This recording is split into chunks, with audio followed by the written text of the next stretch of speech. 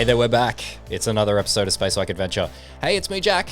How you going? It is our third last episode for the year. That means there's only 3 episodes of the first chapter of Space Like Adventure left. Join us on Twitch this Thursday for our final live stream of the year. You do not want to miss this one. But today's episode. At the end of the last episode, something shocking happened. The situation with Monica devolved into a firefight, and Flint, in an attempt to finish off Monica, accidentally shot and possibly killed Atea. Does Atea survive? Let's find out. So when we pick things up, I think a gunshot echoes across the room as Flint approaches and tries to execute Monica, who's laying on the ground with Atea on top of her.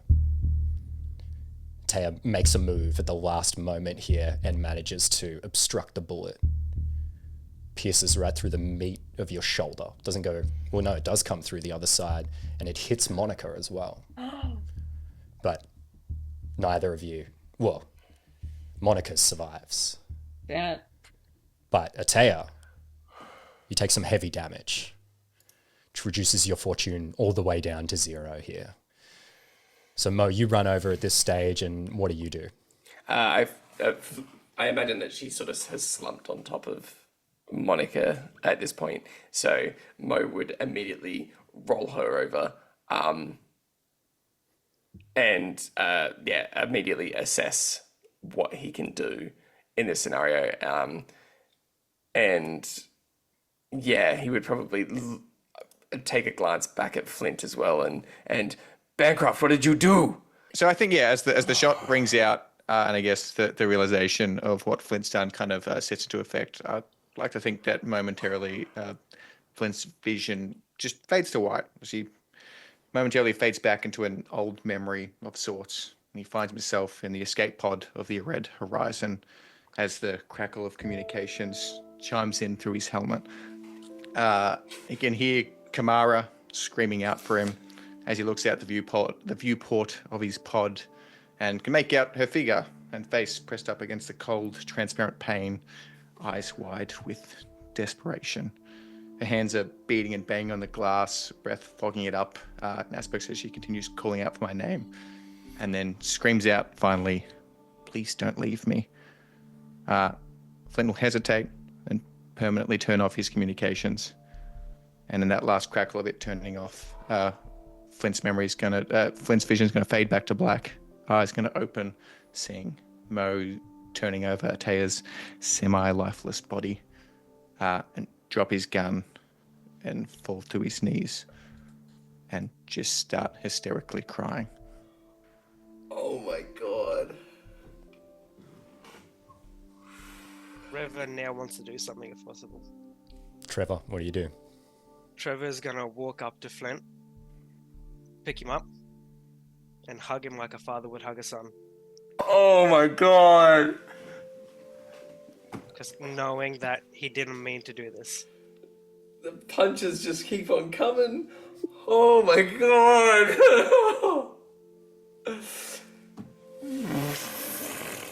Say nothing and just hug.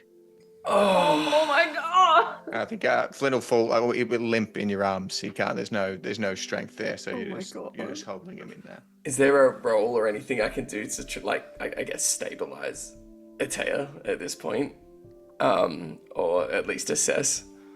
Well, let's just go around all the way around and see what everyone's doing. Yeah. Shrek, do you do anything? Oh man, I was hoping you guys would forget about it.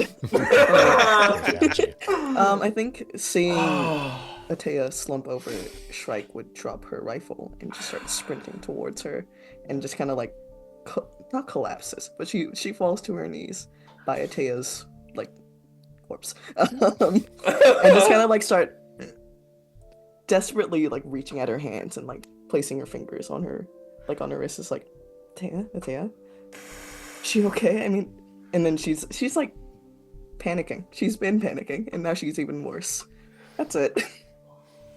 Dr. Siri runs over as well, who is also with you guys. Comes over, he slides on his knees next to Shrike, and he's like, "I'm not really this kind of doctor, but like, stabilize." Like he's trying to do something where the wound has happened. So here, in the Expanse RPG, when somebody hits 0 fortune, which just happened to Atea. You have to make a roll to see if you can reduce the overall amount of damage that is left over. And if you can't reduce that damage, then you need to take a wounded condition. So fortunately for you, Atea, you only have 1 damage above your maximum here. So you need to make a d6 roll and then reduce that by 1. Can you possibly make a 1 on this roll is what I'd like for you to do now. So can you please roll a d6 for me? Oh, thank God. We are rolling a d6. That is a 3. A 3. So you come back with 1 fortune point at this stage. So you've taken a heavy blow here as the doctor and Shrike are checking on you. I think you rouse a little bit here. And before Atea can have her reaction, can everyone just give me a quick perception rolls? I was just about to ask about Monica, and I feel Me like included? that's No, you won't get one. no. I got a 6. I'm 6 for too Trevor, busy locked with- into the hug. I think I'm not going to give you one, Jack. I just don't think it makes sense. Okay, no perception. Can my Seven. does my intuition count here? No, you can Damn. make a perception roll. 13. Good, nice. All right, so now, Atea, what happens as you rouse from this thing here? I think it'll happen really quickly. She knew that when she heard Flint's voice, I think she knew that she didn't like this was not for him to do, you know?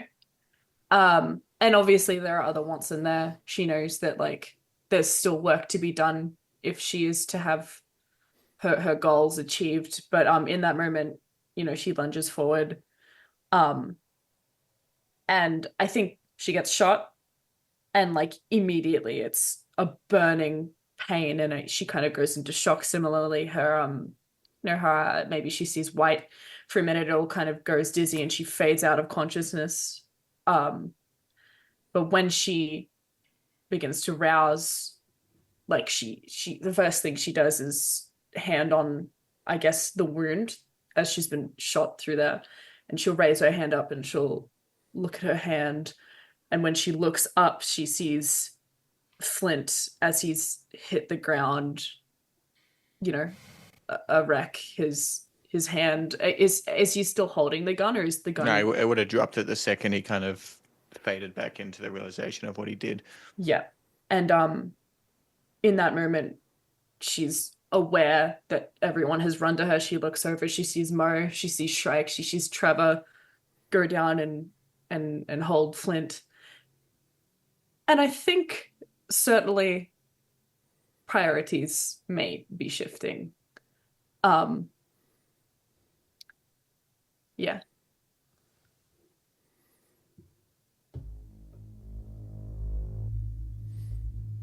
So everyone with their perception rolls that they made before are totally locked into what's happening. Everyone except Mo, who notices out of the corner of your eye that Monica has stood up.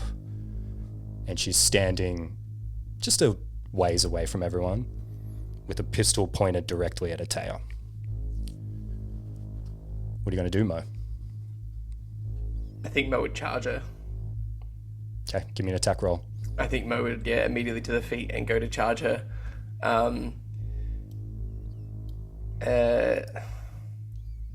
13.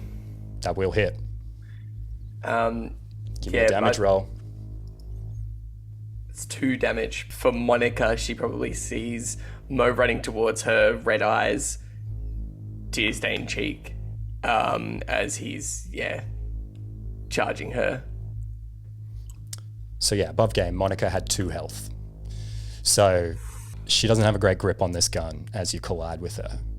Slips and the gun falls and it fires up into her head. She dies in this moment. Oh my god. I really didn't want that to be lethal. Oh. That's karma.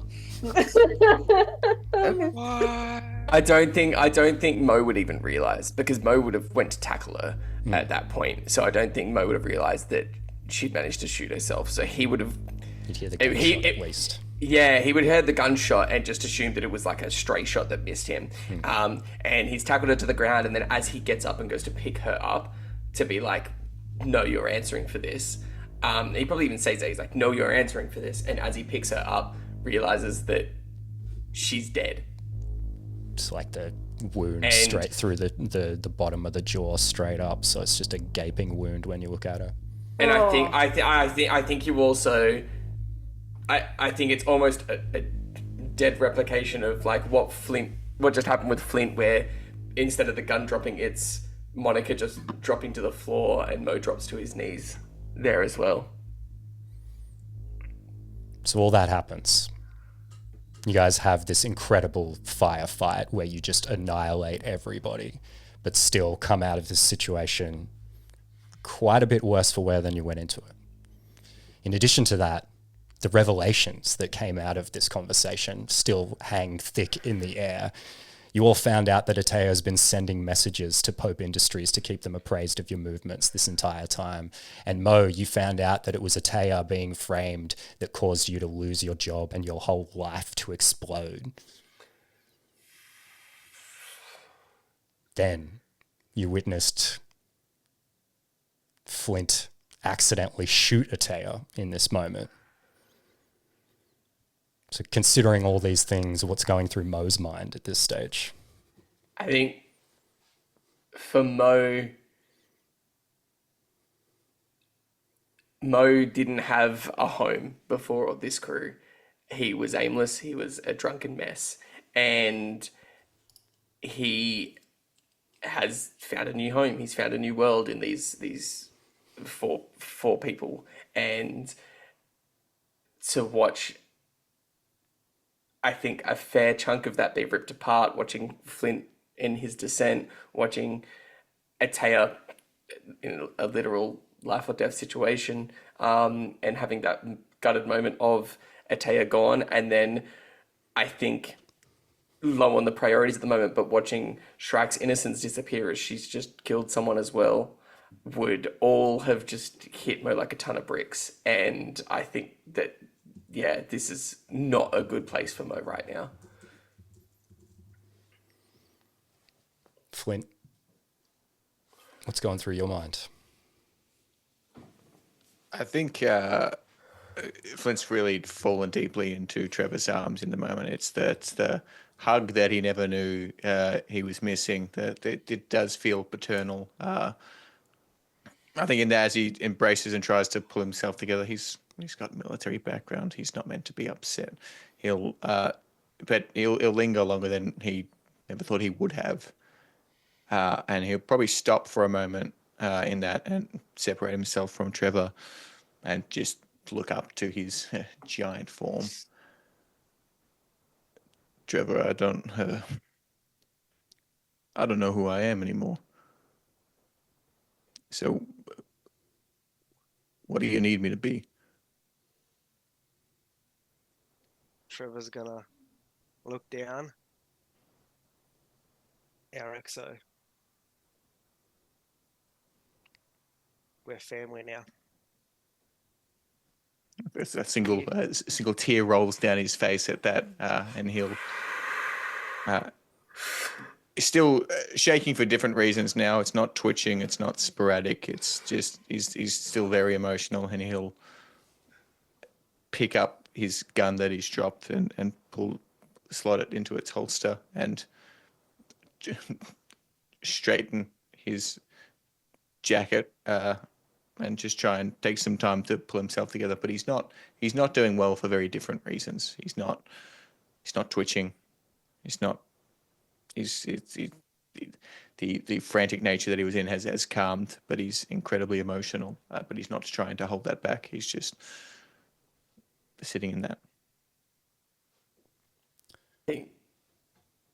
And Shrike, you're next to Atea as Atea comes around in this point. You're there with Dr. Siri. What do you do?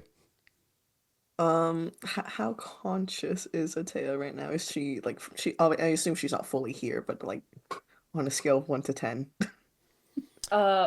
Me or Jack? Yeah, I mean, I would assume you. Yeah, I would assume Yeah. you You as well. are Atea. Okay. I think it's all kind of like white noisy and blurry, and it's like she can only focus kind of barely like it's all kind of shaky. Okay. She's probably like again like her eyes are frantically looking around a lot Yeah. at like what's going on, and then it's like back to like, am I bleeding? Why is my like what is happening? Like she's not registering. She's seeing, Okay. but it's all very like ooh. Okay. I think when she takes her hand and looks at her bloody hand, Shrike reaches and like holds her hand in hers and brings her bloody hand to her chest and goes, Atea, how are you feeling? Are you okay? And then obviously you might not notice it, but her eyes are like welling up a lot and her voice is getting really shaky. And she goes, God, I need you to be okay so bad. Are you okay? And then she's gonna obviously you don't have to answer, but I think has yeah. all that you'll hear from Atea is she'll squeeze your hand in response. That's all Shrek will be doing. Stop it! I love them so much. Whoa, Stop, getting like, emotive here. I love I'm this. this So, close to like tonight. so Trevor, you've got the first aid kit. You've had your embrace with Flint at this stage. I think the rest of you, if you haven't noticed already, would probably notice that Atea is coming around at this stage. Yep. So Trevor, are you approaching with the first aid kit and are you trying to help out? Yeah. I think Dr. Siri helps you out a little bit as well. As he said, he's not that kind of doctor, so it's not really his area of expertise, but it's like, this is emotional right now, and I feel like I don't really belong here, so I'm just going to try and help out, is his approach. I think Mo would, like, you'd see him in the corner sort of take a deep breath, like you'd see those shoulders sort of rise and fall, and he would stand up and march towards Flint. And I think, like a man possessed, would both hands sort of scruff of the shirt and Flint up against the wall. And Bearcraft, these are the repercussions of your actions. This is the cause of it. This is why I've been in your way. This is why I've tried to stop you. Because of this. You're right, Mo. Oh, I know I am. And she better be okay. And I think he'd let you drop at that point. Like, he's not holding you up, but I think he'd let that shirt drop and he'd just walk away. So that happens. It's a tense moment. Everyone experiences it. But some time passes and I think Atea finishes getting patched up by Trevor and Dr. Mateo. And Mateo speaks up and he's like, yeah, like, seems like there's a lot to unpack here, guys. And yeah, like, stop me if you heard this before, but I'm not really that kind of doctor either. So I really want to make sure we find Franco still, though. So what do you say? Are you guys still with me? Because I'll go by myself if not. There's still a task at hand, so let's go get Franco. Can you walk, Atea? I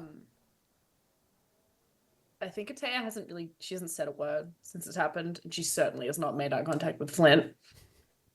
And yeah, she's like, her hair is kind of, she's looking down, her hair is like hung in front of her face, and she kind of looks up and meets Mo's eye and like gives like a solid, like a, not a solid nod, just like a kind of hesitant nod. And yeah, she'll stand up, and she was trying to hold a gun at Monica.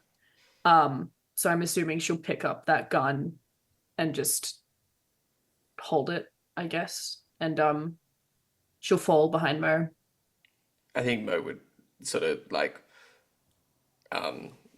shoulder under to help you along. as I imagine walking is probably not super comfortable Yeah. for you right now. Mhm.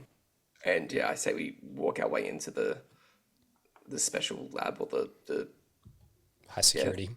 high security lab. Yep. Great. So you guys make your way through the swipe code door that's in the room here. Flint uses the code that he has, the card that he has to open the door. And the door slides open, reveals a long corridor, and you guys hurriedly head down this corridor, and it eventually opens up into this larger room. It's deserted. Looks like it was left in a hurry. And there's lab equipment that's been knocked over. There's glass that's been shattered. Yeah, you guys make it into this room. What do you guys do? I think Mo would get Flint's attention, and he'd be like, I need you to scan the room. Check for threats. None elimination. Sure thing. Yeah, follow suit. Do that. Scan the room. Check if there's anyone in here. Great. You guys take a look around the room, and there's various screens and panels. Looks like people tried to purge what they were doing here before they left, because a lot of the screens are smashed. There's experiments that seem like they were destroyed. And at the far side of the room is two large double doors, and above those doors there's a sign that says testing area. If, swear to God, we walk in there and Franco's got grey eyes and stuff, man, I'm gonna... Jack, you're so evil. All right. Yeah, I think that Mo and I'm assuming there's Trevor, a bench. do you want to take point, and I'll stay back with Shrike and Atea? Yeah, I don't think that's a good idea at all. I think you're coming with us. Trevor, do you want to stay back or do you want to go? I'd like to go. I reckon we'll leave our XO in charge here. You think the band that just shot one of us is the band to stay back? I think that you know what? We all go in together. Flint, you, me, we head in first to security check, and yeah, Mo will take position at the door, ready to sort of breach position at the door. Then I'll take the opposite side of the door to you in breach position. He would have I want to specify I'm holding Shrike's hand. And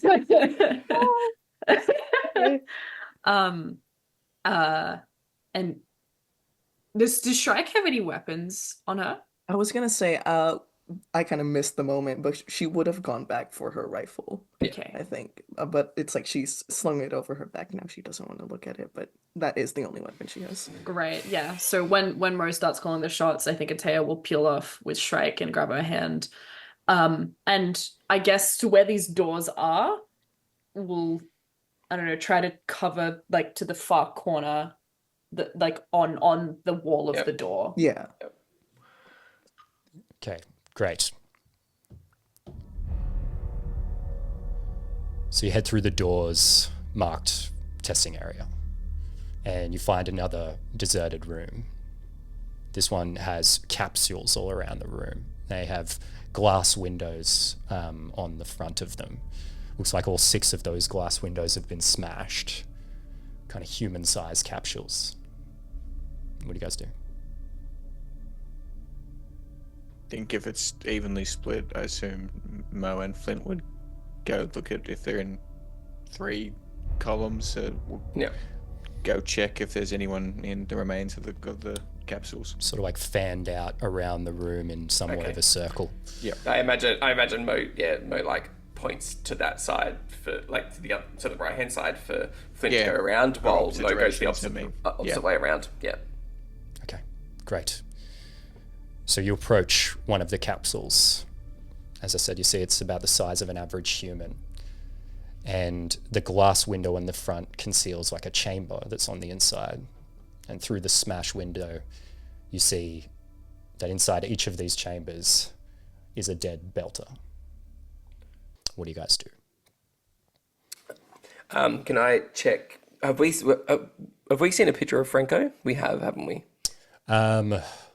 I don't know if you specifically have, actually. just that you have met Okay. his brother. Is That's okay. We've got Dr. Mateo with us as well. So I think Mo would turn around and Mateo, any of these, Franco? And I think he's very cold at this point. Yeah, and I think he looks over and he's looking around. He's looking at him. He's all worried, and he's like, "No, I don't. No, none of these are Franco."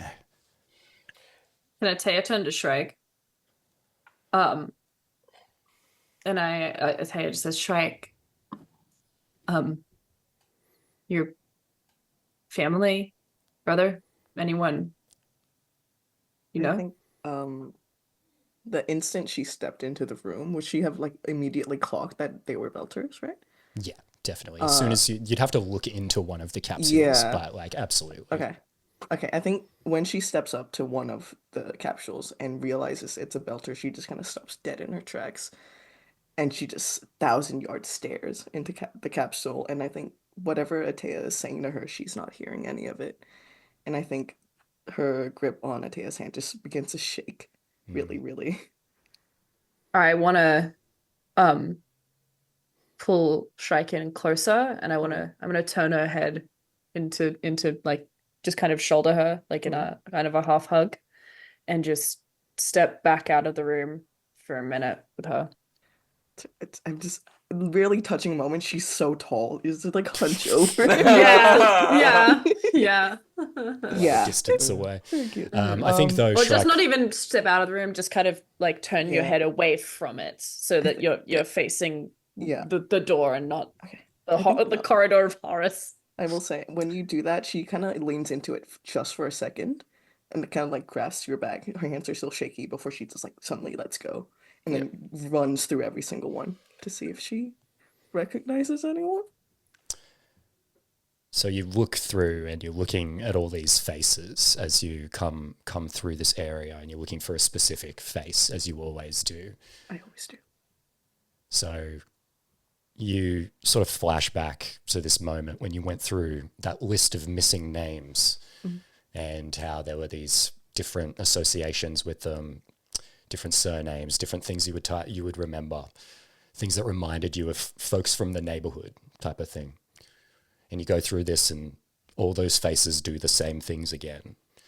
It's like you can see these people hanging out in the areas where you were hanging out when you were growing up, doing the things that you were doing, playing void tag. But she's not there.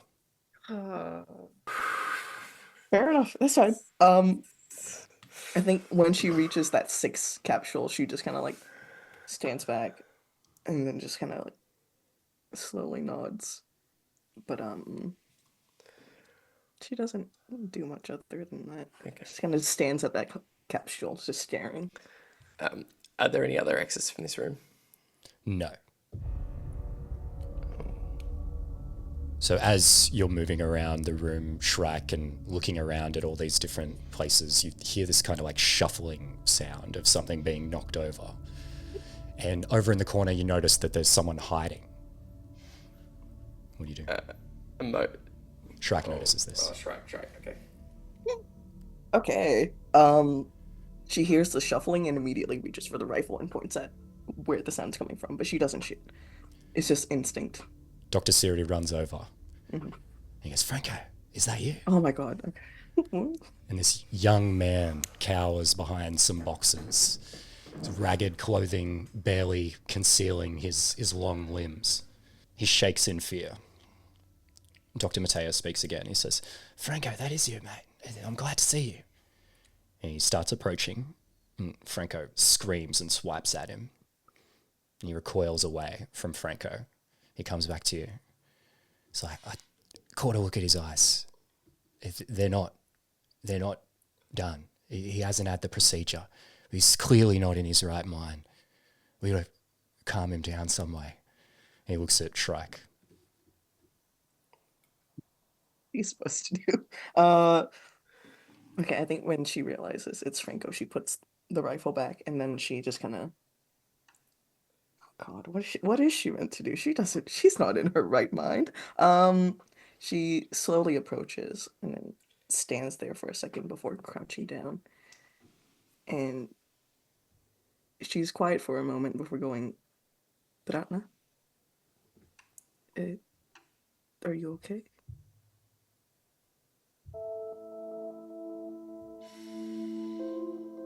So hearing you speak Lang Belter in that moment, you notice Franco's breathing start to slow, seems to calm down. He comes back into himself.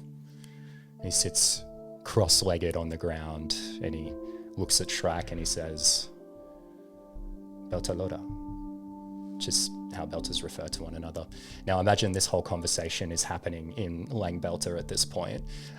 So let's just imagine that you guys are speaking Lang Belter. But what do you say? When he says that, she just nods and goes, this has been a big hellhole, isn't it?